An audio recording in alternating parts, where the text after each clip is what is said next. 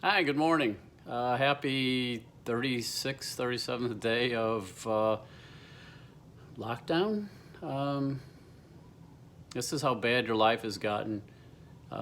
You're actually sitting and watching me. So, I don't know. Hopefully, it's a good thing. As I said in the intro, my kids decided that my blog needed to kind of go viral, go live, go video. So they've debated the format in which it should be, whether it should be me reading it. Trevor thinks I should have big, long debates.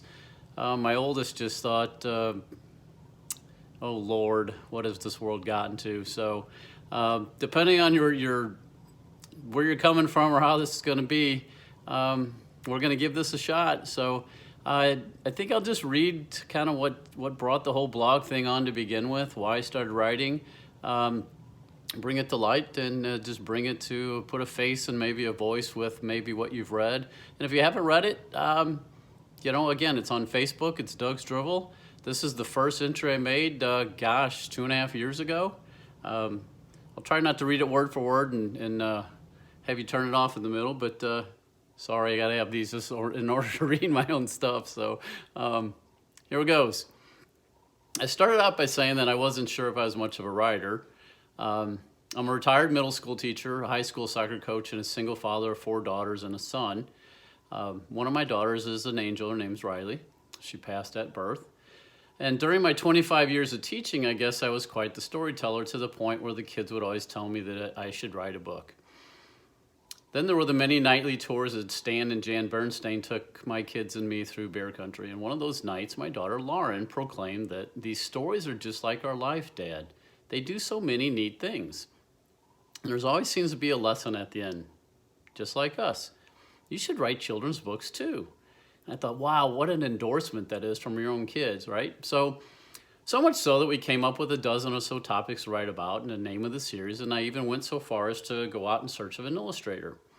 But as so often it does, life happened, and the dream and plans of writing children's books got put on hold. And really, did anyone care about what I had to say anyway? I used to get that feeling when people wanted me to present at teacher conventions, conferences. Who was I to come out and expound upon all the great things I was doing in my classroom? Things that were going to send everyone back to there so jazzed up that they couldn't wait to get back to school, that I was so arrogant that I could make some sort of change in the way other teachers taught or students learned. It was some sort of change. It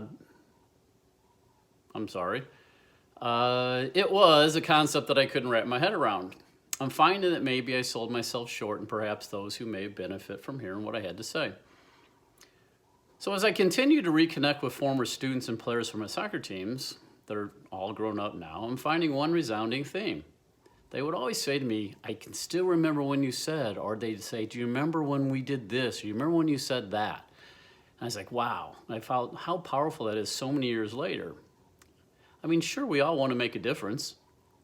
Leave your mark, put your stamp on someone's life, but that doesn't mean you're going to. But I really may have. When I spoke, it didn't sound like every adult voice in the Peanuts Gang cartoon.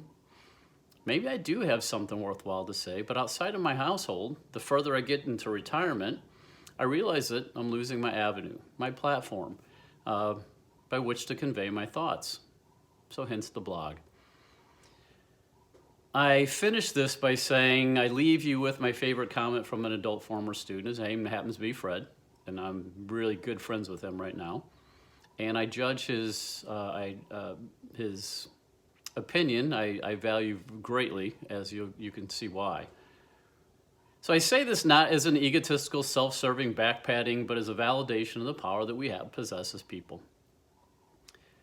Fred said, you weren't like any other teacher. You were different. You cared about us. You were our idol. The girls wanted to be near you. The guys wanted to be like you. And I don't care if it was the beer talking that night, but whatever it was, he said it, I felt it, and I decided at that point in time that I would start writing about the things I had that were stored some place up in this brain of mine. So this is number one. I'm going to try to bring the rest of them to light. I guess Tegan and Trevor will continue to debate how often and which platform we should use this to put it out on. But this is my first try at this, so we'll see how it goes. And as always, thanks for stopping by. Cheers.